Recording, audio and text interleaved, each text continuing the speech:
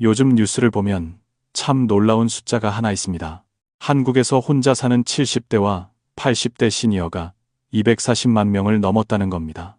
예전엔 20대 청년들이 1인 가구의 상징이었죠. 하지만 지금은 정반대입니다. 늙어갈수록, 나이가 많아질수록 우리는 더 외로운 방식으로 살아가고 있습니다. 그런데 여러분, 혼자 사는 건 괜찮습니다. 누구나 선택할 수 있는 삶이니까요. 하지만 혼자 죽는 건 어떻습니까? 세상을 떠난 뒤 사흘, 닷새가 지나서야 발견되는 그 고독한 죽음. 이건 남의 이야기가 아닙니다. 바로 오늘, 바로 지금 한국 곳곳에서 현실이 되어버린 이야기입니다. 통계청에 따르면 1인 가구는 이제 전체 가구의 3분의 1을 훌쩍 넘어섰고 그 중심엔 바로 시니어 여러분이 있습니다. 하지만 더 큰 문제는 따로 있습니다. 돈이 있어도, 건강이 있어도, 성실하게 평생 살아왔어도 나이가 많다는 이유 하나만으로 집을 구하기 어려워지고 있다는 겁니다. 전세든 월세든 매물은 넘치는데 정작 시니어들은 나이가 많아서 혹시 무슨 일이 생길까봐 라는 말로 문전박대를 당합니다. 평생 일하고 평생 절약하고 평생 버티며 살아오신 분들이 이제는 살 집 하나 구하기 어려운 세상에 살고 있는 겁니다. 여러분, 이 현실이 정말 말이 된다고 생각하십니까? 정년이 되었다고 회사를 밀어내더니 이제는 셋집마저 거부합니다. 나이가 들었다는 이유로 말입니다. 이게 과연 우리가 살아온 50년, 60년의 대가입니까? 오늘 이야기는 가볍지 않습니다. 불편할 수도 있고 마음이 아플 수도 있습니다. 하지만 반드시 알고 있어야 하고 앞으로의 노후를 지키기 위해 꼭 알아야 하는 이야기입니다. 오늘 영상에서는 왜 시니어들이 집을 구하기 점점 더 어려워지는지, 왜 나이가 차면 차수록 더 열악한 곳으로 밀려나는지, 그리고 어떻게 하면 이런 현실 속에서도 조금이라도 안전하고 덜 외롭고 덜 불안한 노후를 만들 수 있는지 차근차근 말씀드리겠습니다. 혹시 지금 혼자 살고 계신가요? 혹시 오늘도 혹시 내가 쓰러지기라도 하면 어떡하지라는 걱정을 했나요? 혹시 나이가 많다는 이유만으로 거절당한 경험이 있나요? 그렇다면 오늘 이야기는 절대 놓치시면 안 됩니다. 여러분의 남은 인생에 정말 중요한 힌트가 될 수 있으니까요. 그리고 혹시 혼자 지내는 시간이 길어지고 외롭다면 영상 하단에 있는 구독 버튼 한번 눌러주세요.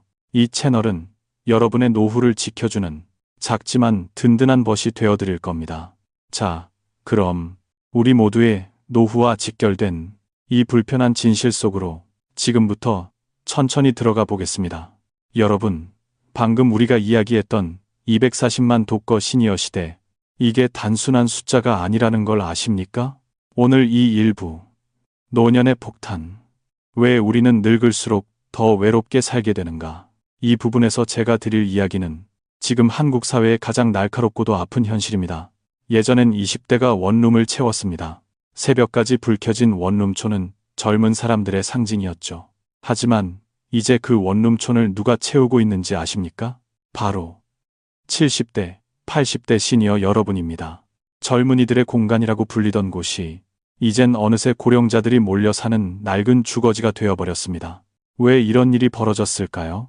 왜 나이를 먹을수록 우리는 더 외롭고, 더 작은 방, 더 어두운 골목, 더 낡은 건물 속으로 몰려가야 할까요? 많은 시니어들이 이렇게 말합니다. 늙는 게 죄도 아니고, 왜 나는 나이 때문에 삶이 불편해져야 하나? 그런데 문제는 단순히 혼자 산다가 아닙니다. 진짜 문제는 혼자 살아도 괜찮다. 하지만 혼자 늙고, 혼자 아프고, 혼자 죽는 게 너무 두렵다. 이겁니다. 서울, 부산, 인천 어디를 가도 밤이면 TV 소리를 크게 틀고 있는 시니어들의 방이 늘어나고 있습니다. 왜냐하면 정적이 너무 무섭기 때문입니다. 혹시 여러분도 그런 적 있으십니까? 새벽에 화장실 가다가 갑자기 다리에 힘이 풀려 혹시 넘어진 채로 아침까지 발견되지 않으면 어떡하지? 그 공포 때문에 더 조심조심 걸어본 적. 이게 요즘 한국의 시니어 현실입니다. 그리고 너무 안타깝지만 앞으로 더 심해질 것입니다. 통계 전문가들이 말합니다. 지금 속도면 2028년엔 독거 시니어가 300만 명을 넘어갑니다. 하지만 문제는 수보다 환경입니다. 어느 시니어분께서 이런 말씀을 하셨어요. 혼자 사는 건 괜찮아. 그런데 혼자 늙으면 세상 모든 게 나를 무섭게 만들어. 이게 지금 바로 오늘 이 영상을 보고 있는 많은 분들의 마음 아닙니까? 그런데 여러분, 이 부분에서 논쟁을 일으킬 만한 중요한 질문이 하나 있습니다. 정말 한국 사회가 이렇게까지 시니어들을 방치해도 되는가? 일부 사람들은 말합니다. 시니어들도 자기 책임이지 왜 국가가 신경 써야 하냐고. 여러분은 어떻게 생각하십니까?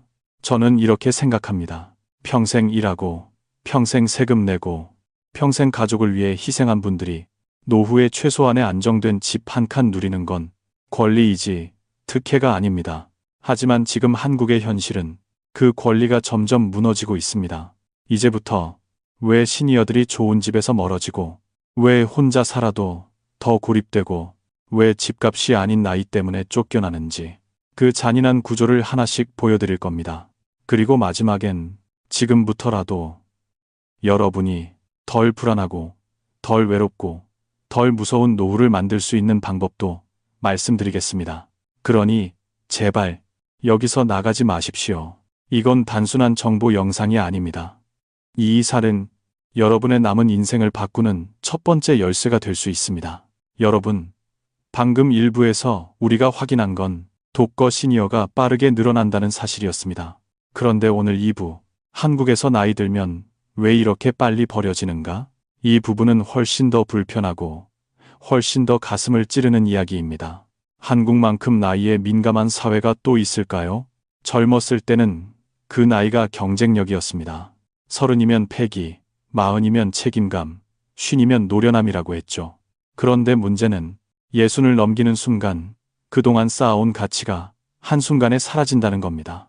우리 주인공 김영수 67 어르신도 그랬습니다. 평생 한 회사에서 32년을 성실하게 일했고 단 하루도 지각 한 번 하지 않았던 사람입니다. 그러나 정년 퇴직 날 그가 들은 마지막 말은 이거였습니다. 그동안 수고하셨습니다. 이제 쉬시죠. 여러분, 이 말은 분명 예의 있는 말입니다. 하지만 실제로는 어떤 의미일까요? 이제 당신은 필요 없습니다.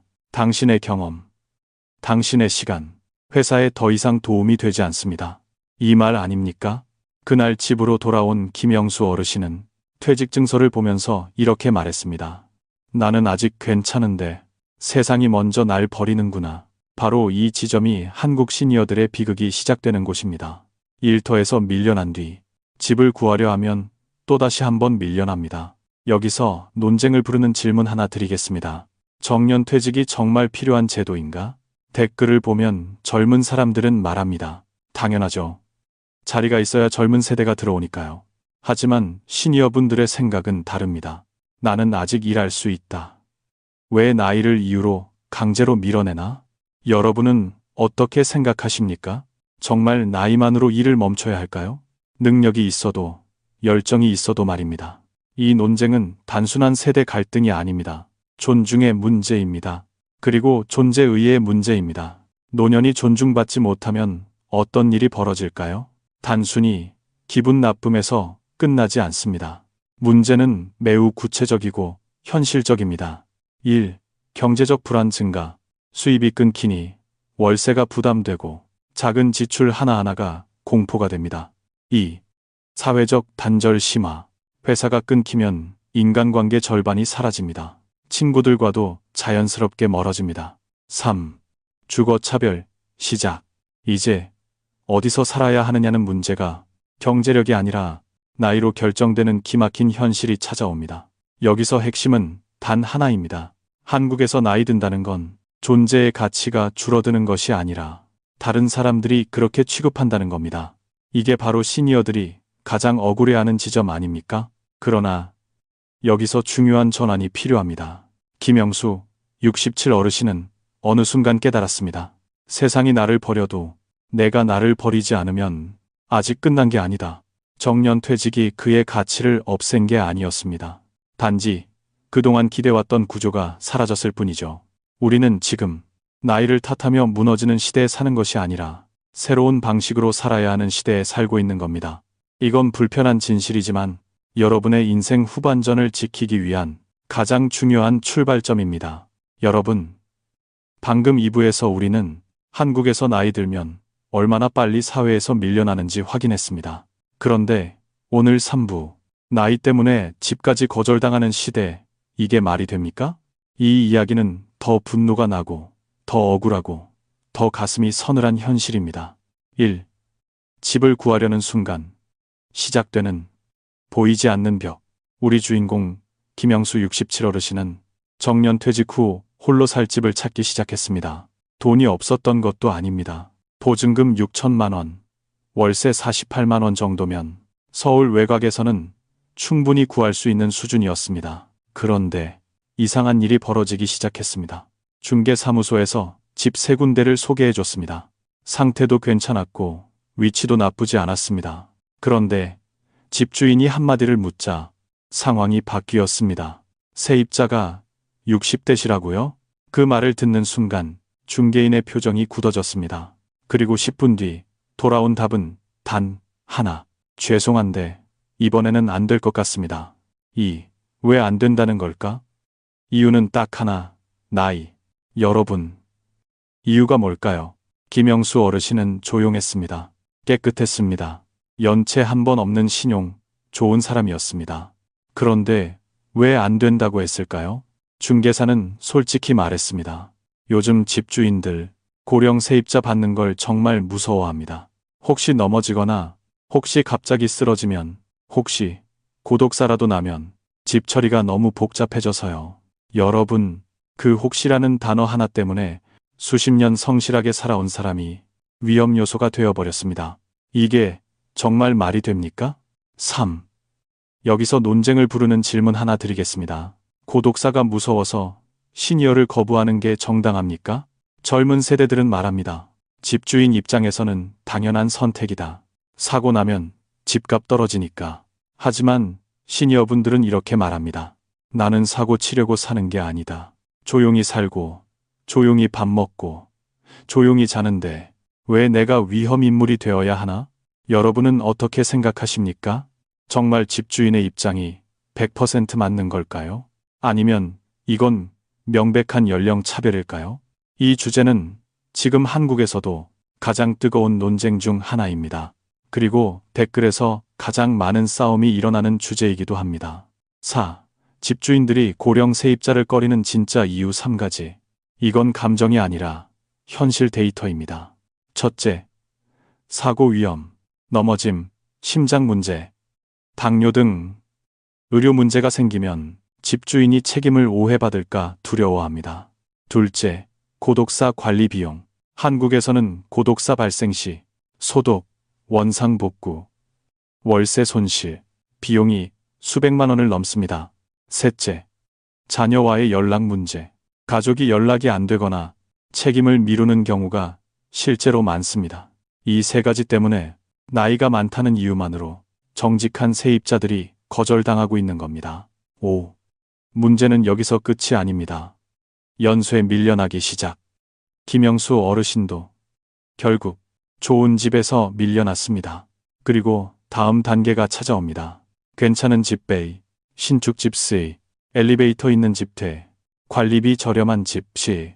그 다음 남는 건 무엇입니까? 작고 습하고 어두운 반지하와 오래된 다세대 주택. 이것이 한국 시니어들이 나이 때문에 당하고 있는 보이지 않는 퇴출입니다. 그리고 더 잔인한 건 이겁니다. 돈이 있어도, 깨끗하게 살아도, 성실해도 나이가 많다는 것 하나로 줄줄이 밀려나는 현실. 이게 과연 정상이라고 할 수 있을까요? 6. 그러나 여기서 중요한 전환이 시작됩니다. 세상이 나를 밀어내면 나는 준비해야 한다. 김영수 어르신은 어느 순간 이렇게 말했습니다. 내가 나를 더 안전하게 만들 방법을 찾아야겠다. 왜냐하면 세상을 원망해도 집은 안 생기고 억울해도 집주인이 바뀌지 않기 때문입니다. 그렇습니다. 현실은 잔인하지만 준비는 우리 손에 달려 있습니다. 그리고 이 다음 부분에서 여러분이 당장 실천할 수 있는 안전한 노후를 만드는 첫 번째 전략을 알려드리겠습니다. 여러분, 앞선 3부에서 우리는 나이가 많다는 이유 하나로 집에서조차 밀려나는 현실을 봤습니다. 그런데 4부, 실제로 일어나고 있는 이야기들, 누구라도 당할 수 있는 이야기들, 이 부분은 훨씬 더 현실적이고 훨씬 더 가슴을 찌릅니다. 이제부터 들려드릴 두 가지 이야기는 어디선가 특별히 뽑아온 예외적인 사례가 아닙니다. 지금 이 순간에도 한국 곳곳에서 일어나고 있는, 여러분 주변에서도 충분히 벌어질 수 있는 이야기입니다. 그리고 그 두 이야기 속 주인공은 앞서 등장한 김영수 67세 어르신과 그의 가족들입니다. 이야기 1. 아들이 있어도 지켜주지 못하는 순간이 찾아옵니다. 김영수 어르신의 아들 김준호 씨는 올해 40입니다. 수원에서 안정적인 직장을 다니고 있습니다. 몇 달 전 준호 씨는 이런 결심을 했습니다. 이제 나이가 드신 아버지를 가까이 모시고 위급 상황, 같은 동네로 집을 옮겨드리자. 보증금 6천만 원, 월세 48만 원, 조건도 나쁘지 않았습니다. 중개사가 말했습니다. 이 금액이면 충분합니다. 아드님도 직장 탄탄하시고 아버님도 큰 문제 없이 지내시잖아요. 걱정 마십시오. 충분히 됩니다. 그런데 계약 직전 집주인이 한 가지 사실을 알게 되면서 모든 게 무너졌습니다. 세입자가 아드님이 아니라 아버님이 직접 사신다고요. 그 순간 집주인의 태도가 바뀌었습니다. 아버님, 연세가 어떻게 되시죠? 아버님 혼자 지내시는 거죠? 중개사는 나름대로 설명했습니다. 아들이 바로 근처에 삽니다. 경제적으로도 넉넉합니다. 문제 일으킬 분 아닙니다. 그러나 집주인은 끝내 이렇게 말했습니다. 그래도 불안하네요. 죄송합니다. 이번에는 어렵겠습니다. 여러분, 이게 현실입니다.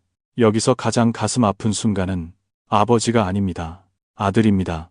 그날 집으로 돌아가는 길에서 준호 씨는 아버지에게 아무 말도 하지 못했습니다.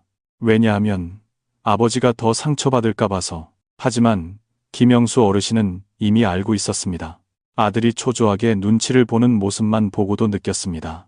그리고 조용히 말했습니다. 내가 늙어서 그런 거지. 네가 잘못한 게 아니다. 이 한마디가 며칠 동안 준호 씨 가슴을 찔렀습니다. 그리고 이 장면은 지금 한국 시니어들의 가장 깊은 상처를 그대로 보여줍니다. 나는 누군가에게 짐이 되었나? 나는 이제 선택받을 자격이 없나? 나는 왜 나이 때문에 문전박대를 당해야 하나? 여러분은 이 상황을 보고 어떤 생각이 드십니까? 집주인의 불안이 이해됩니까? 아니면 이건 명백한 차별입니까? 이 문제는 지금 한국에서 매우 뜨겁게 논쟁되고 있는 주제입니다. 댓글에서도 반드시 의견이 갈릴 수밖에 없는 지점입니다. 이야기, 계약까지 했는데 노안이라는 이유로 잘렸습니다. 며칠 뒤 김영수 어르신은 다시 새로운 집을 보러 갔습니다. 이번에는 서울 강북의 작은 다세대 주택 1층. 엘리베이터는 없지만 그나마 계단이 낮아서 괜찮아 보였습니다. 집주인은 처음엔 좋게 봤습니다. 겉모습도 단정하고 말씀도 차분히 하시고 보증금도 충분히 준비했고 신용도 좋았습니다. 그런데 집안을 둘러보던 중 문득 김영수 어르신이 가스레인지 쪽을 가까이 다가가 유심히 살펴보는 모습을 본 집주인은 표정이 바뀌었습니다. 어르신, 혹시 눈이 좀 불편하신가요? 영수 어르신은 솔직하게 말했습니다. 예, 노안이 좀 있고 가까운 글씨는 잘 안 보입니다만 생활에는 크게 지장이 없습니다. 그 순간 딱 그 말 한 문장 때문에 이미 반쯤 된 계약이 뒤집어졌습니다. 혹시 불이라도 나면 어떡하죠? 제가 책임을 질 수가 없어서. 그리고 그 자리에서 계약 취소를 요청했습니다. 보증금은 그대로 돌려드릴게요. 이사 날짜는 아직 안 되었으니까 이번에는 이렇게 정리하는 것이 좋겠습니다. 중개사는 당황했고 김영수 어르신은 아무 말도 하지 못했습니다. 그리고 그날 밤 어르신은 조용히 혼잣말했습니다. 내가 불이라도 낼까봐 겁이 나는 세상이라니. 이 두 이야기가 보여주는 진짜 문제. 여러분, 이 두 장면은 특별해서가 아니라 너무나 흔하기 때문에 더 아픕니다. 한국에서 노인은 넘어질까봐 거절당하고 혼자 살까봐 두려움의 대상이 되고 고독사라도 나면 골치라고 생각됩니다. 다시 말하자면 노인이 위험해서가 아니라 노인을 위험하다고 생각하는 시선이 문제입니다. 하지만 여기서 끝나면 절망만 남습니다. 따라서 중요한 전환이 필요합니다. 김영수 어르신은 두 번의 실패 후 이렇게 결심하게 됩니다. 세상이 나를 무서워한다고 내가 나를 포기할 수는 없다. 안전하게 살 방법을 내가 먼저 찾아야 한다. 이 다음 5부에서 왜 시니어들이 점점 더 아래쪽 주거지로 밀려나는지, 그리고 이 구조가 어떻게 만들어지는지 그 잔인한 연결고리를 보여드리겠습니다. 여러분, 지금부터 5부입니다. 오늘의 주제는 왜 노인들은 점점 더 열악한 곳으로 밀려나는가? 바로 이 잔인한 구조에 대한 이야기입니다. 김영수 67세 어르신은 2번이나 계약을 눈앞에서 놓친 뒤 깨달았습니다. 자신이 선택할 수 있는 방이 계속 아래로, 더 아래로 내려가고 있다는 것. 이건 김영수 어르신만의 이야기가 아닙니다. 지금 한국에서 나이 든다는 건 원하지 않아도 주거 환경의 계단을 한 칸씩 계속 떨어져 내려가는 경험을 의미합니다. 첫 번째 계단, 좋은 집에서 밀린다. 처음엔 신축 오피스텔이었습니다. 엘리베이터 멀쩡하고 바닥 난방도 잘 되고 보안도 괜찮고 주변도 안전했습니다. 그런데 집주인은 연세가 많아서 혹시 아플까봐, 혹시 사고 날까봐, 혹시 가족 연락이 안 될까봐 단 한 문장으로 거절했습니다. 나이가 많아서 부담스럽습니다. 여기서 첫 번째 계단이 시작됩니다. 두 번째 계단, 괜찮은 상태의 집도 점점 멀어진다. 그래서 영수 어르신은 신축 대신 준신축으로 눈을 돌렸습니다. 하지만 그곳에서도 집주인들의 반응은 거의 같았습니다. 혼자 사신다고요? 혹시 지병은 없으시고요? 혹시 넘어지시면, 혹시 고독사라도, 그리고 또 거절. 이쯤 되면 집주인을 탓하기도 어렵습니다. 그들도 개인이니까요. 자기 재산 지키고 싶은 마음, 어떤 면에서는 이해도 됩니다. 하지만 여러분, 이런 구조가 반복되면 노인들은 자연스럽게 좋은 집에서 제일 먼저 밀려나게 됩니다. 이게 바로 세 번째 계단으로 이어지는 이유입니다. 세 번째 계단, 이제 남는 건 오래된 다세대, 반지하, 쪽방촌뿐이다. 서울 외곽의 오래된 다세대 주택, 현관 비밀번호도 낡아 끊길 것 같고, 복도는 어둡고, 바닥에서는 습기가 올라오고, 겨울에는 숨 쉴 때마다 입김이 보이고, 여름에는 창문을 열면 벌레가 들어오고, 낮에도 형광등을 켜야 할 정도로 햇빛이 잘 안 들어오는 그런 방들. 이곳이 바로 고령 세입자들이 거부 끝에 도착하게 되는 마지막 계단입니다. 김영수 어르신도 마찬가지였습니다. 좋은 집에서 밀려났고, 준신축에서도 밀려났고, 결국 선택지는 점점 줄어들어 낡고 어두운 집 몇 군데만 남았습니다. 여러분, 이게 정말 정상입니까? 정말 나이 들었다는 이유만으로 이런 곳에 살아야 하는 겁니까? 여기서 논쟁이 벌어집니다. 그럼 종교나 단체에서 운영하는 노인용 임대주택에 사면 되지 않느냐고 묻는 사람들이 있습니다. 하지만 현실은 무엇입니까? 대기자가 수백 명입니다. 입주 기준이 까다롭습니다. 그리고 무엇보다 그 수 자체가 너무나 적습니다. 모두가 들어갈 수 있는 곳이 아닙니다. 그러니 지금처럼 민간 임대 시장에서 거절당하는 구조가 계속되면 노인들은 점점 더 나쁜 곳으로 몰릴 수밖에 없습니다. 이게 한국의 현실입니다. 그런데 여기서 더 잔인한 사실이 있습니다. 바로 노인이 가난해서 이런 곳에 사는 게 아니라 노인이 가난할지도 모른다는 두려움 때문에 이런 곳으로 몰린다는 겁니다. 한국의 시니어들은 돈을 쓰는 걸 무서워합니다. 병원비가 갑자기 나오면 어떡하지? 아픈데 아들이나 딸에게 피해를 주면 어떡하지? 요양원에 가야 하면 돈이 얼마나 들지? 이 불안 때문에 가능하면 월세 싼 곳, 관리비 낮은 곳, 전기세 덜 나오는 곳, 불편해도 버틸 수 있는 곳을 찾게 됩니다. 심지어 김영수 어르신도 이런 생각을 했습니다. 내 나이에 좋은 집을 고집해봤자 어차피 쓰러지면 아무 소용도 없는데 검소하게 사는 게 맞지 않나? 여러분, 이 문장은 한국 노후의 비극을 그대로 보여줍니다. 나는 편안하게 살 자격이 있지만 불안 때문에 스스로 내 환경을 더 낮추는 것. 하지만 여기서 중요한 전환점이 생깁니다. 김영수 어르신은 어느 날 이런 생각을 합니다. 세상이 나를 내려보내도 내가 무너질 이유는 없다. 집이 낡아도 내 인생까지 낡아야 하는 건 아니다. 이 말은 이제 다음 6부에서 우리가 다뤄야 할 한국 시니어 주거 현실의 본질적인 문제로 이어집니다. 왜 노인들의 삶은 한번 낮아지기 시작하면 다시 올라가기가 이렇게 어려운가? 그 구조를 들여다보겠습니다. 여러분, 지금부터 6부입니다.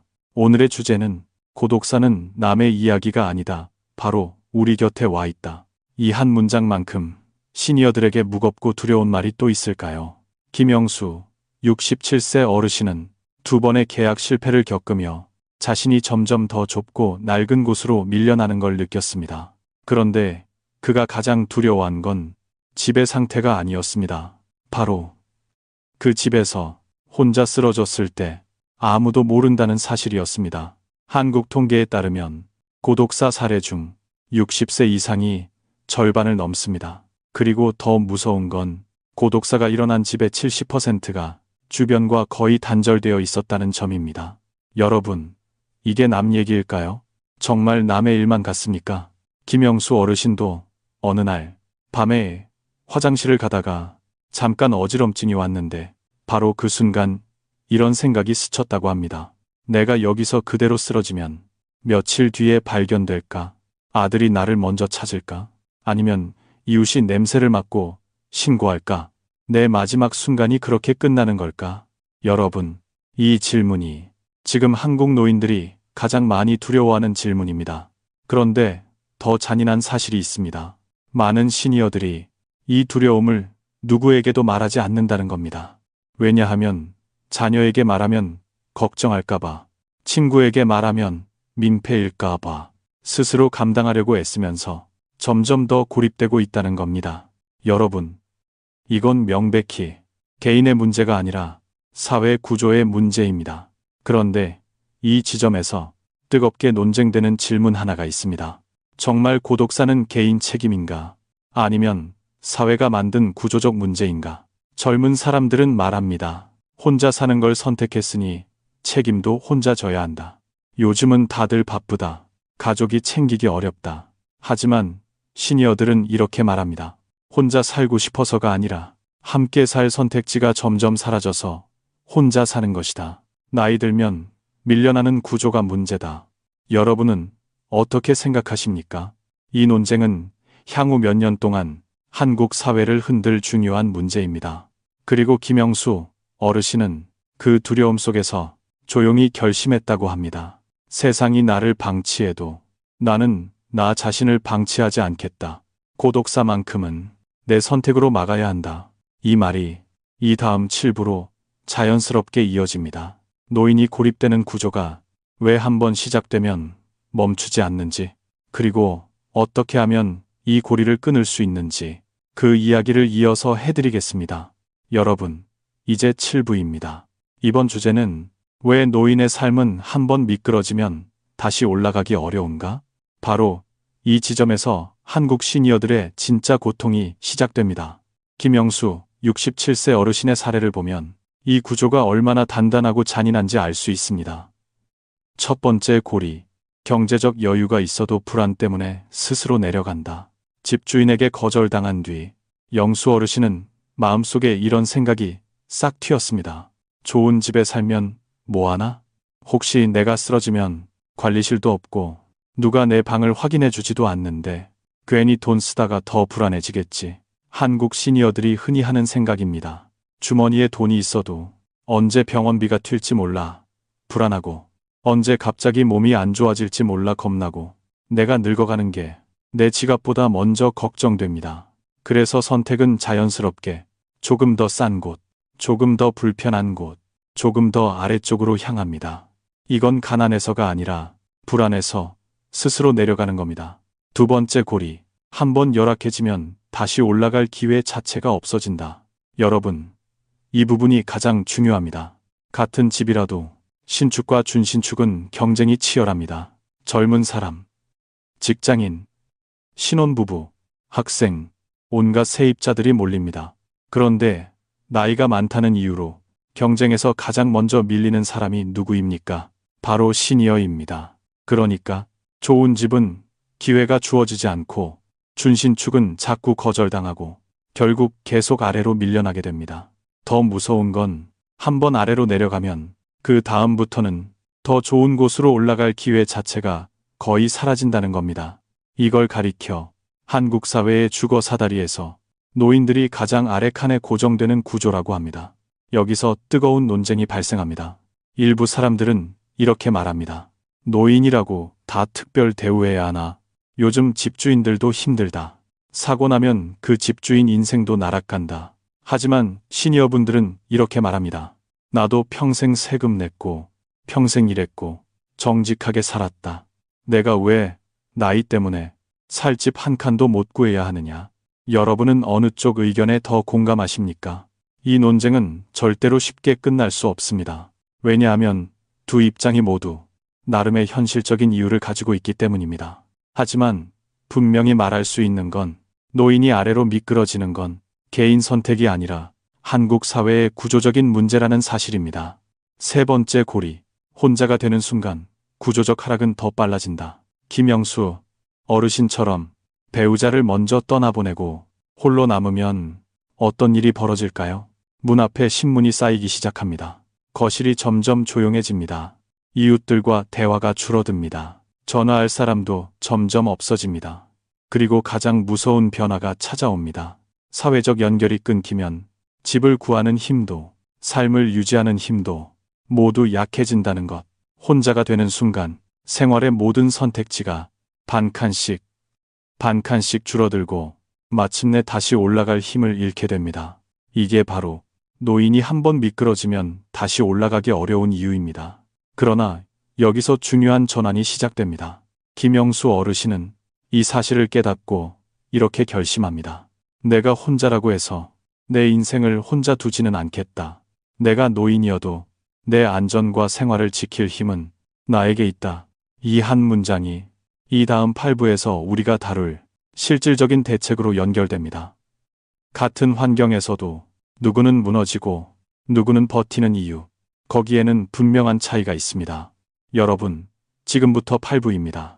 오늘의 주제는 한국 시니어가 지금 당장 할 수 있는 현실적인 생존 전략, 바로 이 부분입니다. 이제부터는 무겁기만 한 이야기가 아니라 실제로 여러분의 노후를 지켜줄 수 있는 방법을 다룹니다. 김영수 67세 어르신이 두 번의 계약 실패와 열악한 집으로 내려가는 현실, 그리고 고독사에 대한 두려움을 겪으면서 가장 먼저 깨달은 건 이거였습니다. 세상은 나를 챙겨주지 않는다. 그러니 내가 나를 챙겨야 한다. 이 말은 단순한 마음가짐이 아닙니다. 한국에서 노후를 안전하게 지키기 위한 가장 실제적이고 필요한 태도입니다. 첫 번째 전략, 혼자 살수록 주거 환경은 최우선으로 바꿔라. 영수 어르신이 먼저 바꾼 것은 방의 가격이 아니라 방이 구조였습니다. 엘리베이터가 있는 곳, 복도가 밝은 곳, 화장실 바닥이 미끄럽지 않은 곳, 관리실이 있는 곳, 가까운 곳에 병원이 있는 곳. 이 5가지는 시니어 홀로 생활의 생존에 가장 중요한 조건입니다. 그런데 여기서 많은 시니어분들이 결정적인 실수를 합니다. 월세가 조금 싸면 안전이나 환경을 포기합니다. 하지만 여러분, 월세 5만 아끼다가 넘어져서 병원비 수백만 원 내는 게 오히려 더 큰 손해 아닙니까? 이 말은 현실적으로 매우 중요합니다. 알면서도 대부분이 실천하지 못합니다. 두 번째, 전략. 고립을 막기 위한 작은 네트워크를 만들어라. 여기서 많은 시니어분들이 심하게 거부감을 느낍니다. 귀찮고 사람 만나는 게 부담스럽고 괜히 약한 모습 보일까 걱정됩니다. 하지만 한국의 고독사 사례 분석 결과 가장 중요한 차이는 돈도, 건강도, 지배 상태도 아니라 사회적 연결, 딱 이거 하나였습니다. 김영수 어르신은 주 1회 경로당 프로그램에 참여하기 시작했고 동네 작은 성당에서 진행하는 시니어 건강 모임에도 나가기 시작했습니다. 그에게 큰 변화는 아니었습니다. 하지만 이 2가지가 생존 네트워크를 만들었습니다. 이웃 1명, 경로당 사람 1명, 구청 복지사 1명. 이걸 전문가들은 미니 네트워크라고 부릅니다. 이 네트워크가 있으면 넘어져도 사흘 동안 아무도 모르는 상황이 98% 줄어듭니다. 여러분, 이건 선택이 아닙니다. 생존입니다. 세 번째 전략, 금전 관리의 우선순위를 완전히 재정비하라. 한국 시니어분들이 가장 많이 하는 실수가 있습니다. 바로 돈을 지키려고 삶을 포기하는 것. 병원비가 무서워 병원을 미루고, 난방비가 무서워 겨울에 떨고, 월세가 아까워 더 위험한 곳에 살고 먹는 걸 줄여 건강을 망칩니다. 이건 절약이 아닙니다. 자기 파괴입니다. 김영수 어르신은 생활비를 세 가지로 재구성했습니다. 생활비, 의료비, 비상금, 그리고 절대로 손대지 말아야 할 돈과 조절 가능한 돈을 정확하게 구분했습니다. 이런 방식은 경제적 불안을 줄이고 주거 선택을 안정적으로 만듭니다. 논쟁 포인트. 일부 사람들은 이렇게 말합니다. 노인들이 왜 구청 도움이나 복지 서비스를 더 적극적으로 안 받냐고. 그런데 시니어들이 말합니다. 자식에게도 민폐일까봐 말을 못하는데 구청 공무원에게 어떻게 말하냐고. 여러분은 어떤 쪽에 더 공감하십니까? 이 문제는 댓글에서 반드시 의견이 나뉘는 주제입니다. 마지막으로 중요한 말. 영수 어르신은 이렇게 말했습니다. 나이가 들어서 위험해지는 게 아니라 준비하지 않아서 위험해지는 것이다. 이 말은 지금 이 영상을 보고 있는 모든 시니어 분들께 그대로 적용되는 이야기입니다. 이제 다음 9부에서는 가장 현실적인 시니어 고립을 막고 고독사를 예방하는 구체적인 기술과 전략을 알려드리겠습니다. 여러분, 이제 9부입니다. 오늘의 주제는 노인의 고립을 막고 고독사를 예방하는 가장 현실적인 기술. 바로 이 부분입니다.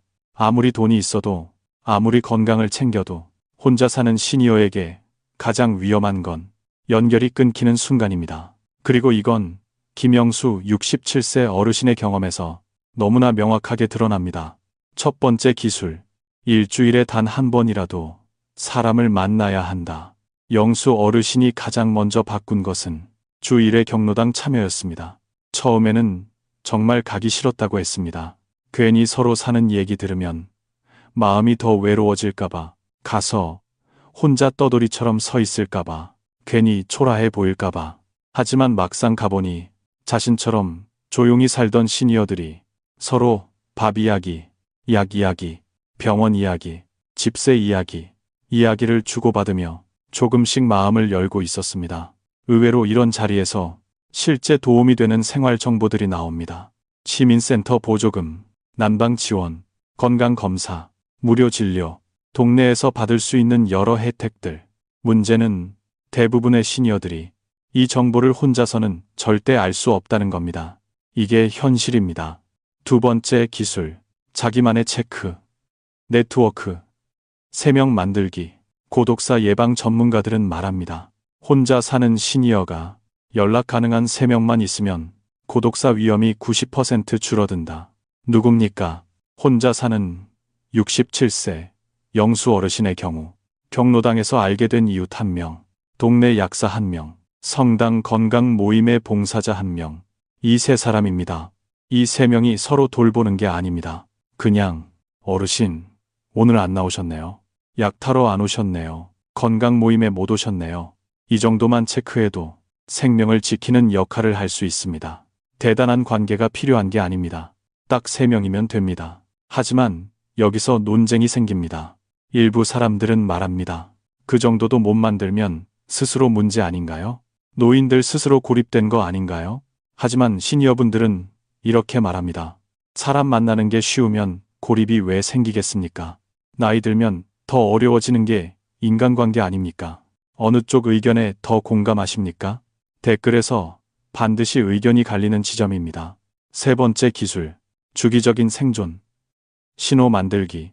영수 어르신이 실천한 방법 중 가장 효과가 컸던 것은 바로 생존 신호였습니다. 매일 오전 9시에 카톡으로 이 3사람에게 오늘도 잘 지내고 있습니다. 라고 간단히 남겼습니다. 거창할 필요 없습니다. 글자 2-3개면 됩니다. 건강, 괜찮아요, 잘 지냄. 이 3단어가 어르신의 생명을 지키는 장치가 됩니다. 왜냐하면 이 신호가 사라졌을 때 누군가는 전화를 걸고 문 앞에 와보고 필요하면 경찰을 부르기 때문입니다. 이 단순한 신호 하나가 시니어 고독사를 구할 수 있는 가장 강력한 시스템입니다. 하지만 여기서 중요한 전환이 있습니다. 김영수 어르신은 이렇게 말했습니다. 고독사는 운명이 아니라 내가 아무도 부르지 않아서 생기는 것이다. 나는 혼자 살아도 혼자 죽지는 않겠다. 이 결심이 이제 우리가 다룰 10부의 마지막 메시지로 자연스럽게 이어집니다. 시니어의 노후가 결코 운명이 아니라 준비할 수 있는 삶이라는 사실입니다. 여러분, 이제 마지막 10부입니다. 오늘의 주제는 나이 들수록 더 불안해지는 시대. 그러나 노후는 준비하면 지킬 수 있다. 바로 이 핵심 메시지입니다. 김영수, 67세 어르신의 지난 몇 달은 너무나 많은 시니어들의 현실을 그대로 보여줍니다. 집을 구하려고 하면 나이 때문에 거절당하고, 혼자 살다 쓰러질까봐 겁나고, 고독사 뉴스만 봐도 가슴이 철렁하고, 아들에게조차 걱정 끼칠까 말도 못하고, 마침내 낡고 어두운 집 몇 군데만 선택지로 남는 상황. 이걸 그냥 노후라고 부를 수 있을까요? 이건 생존입니다. 살아남는 문제입니다. 그런데 여러분, 이 이야기의 주인공인 김영수 어르신은 여기서 무너진 게 아닙니다. 오히려 그 절망 속에서 정확한 현실을 보고 정확한 준비를 하는 사람이 되었습니다. 그는 이렇게 말했습니다. 혼자 늙는 건 어쩔 수 없다. 그러나 혼자 무너지지는 않겠다. 이 말은 단순한 의지가 아니라 모든 시니어에게 필요한 생존 전략입니다. 노후는 국가가 지켜주지 않습니다. 하지만 여기서 불편한 진실 하나 드리겠습니다. 논쟁이 꼭 일어날 만한 부분입니다. 일부 사람들은 말합니다. 노후 준비는 개인 책임이다. 나이 들어 힘들어지는 건 당연하다. 세상이 다 도와줄 수는 없다. 그러나 시니어분들은 이렇게 말합니다. 평생 세금 냈고, 평생 일했고, 가족을 키우고, 나라를 위해 애썼는데 왜 노후에 최소한의 안정도 못 누리냐고. 여러분은 어떤 의견에 더 가깝습니까? 이건 한국 사회에서 의견이 가장 많이 갈리는 주제입니다. 하지만 진실은 하나입니다. 국가가 도와줄 수 있는 건 제한적이고, 자식들도 더 이상 부모 노후를 책임질 수 없습니다. 그러니 결국 남는 건 단 하나. 스스로 준비한 사람만 안정된 노후를 유지할 수 있다는 사실입니다. 이 현실은 차갑지만 이걸 받아들여야만 따뜻한 노후를 만들 수 있습니다. 김영수, 67세 어르신이 찾은 답. 그리고 이 답은 지금 이 영상을 보고 계신 분들께도 그대로 적용됩니다. 첫째, 집은 싸다고 선택하지 말고 안전한 집을 선택해야 한다. 둘째, 혼자 살더라도 연락 가능한 사람 3명은 반드시 있어야 한다.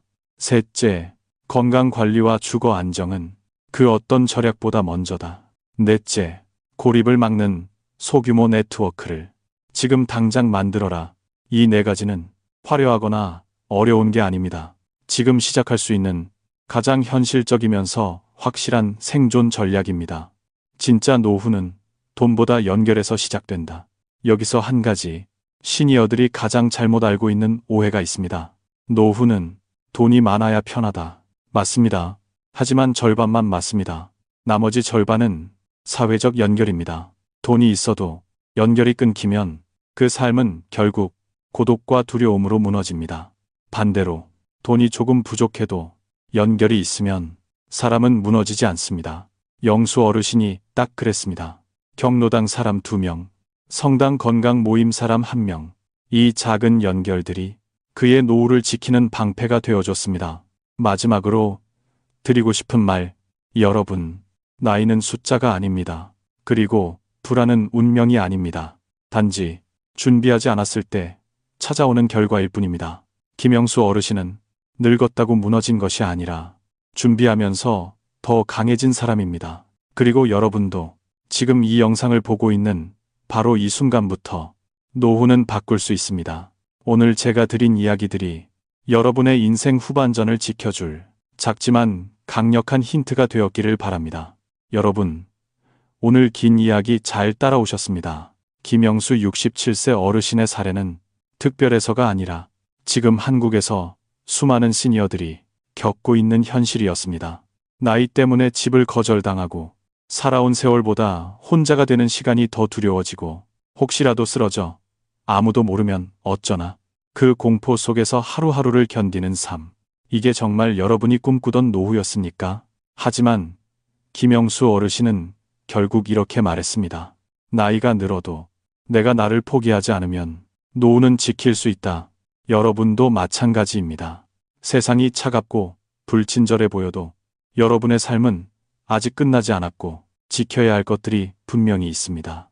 몸도, 집도, 인간관계도 지금부터 다시 만들 수 있습니다.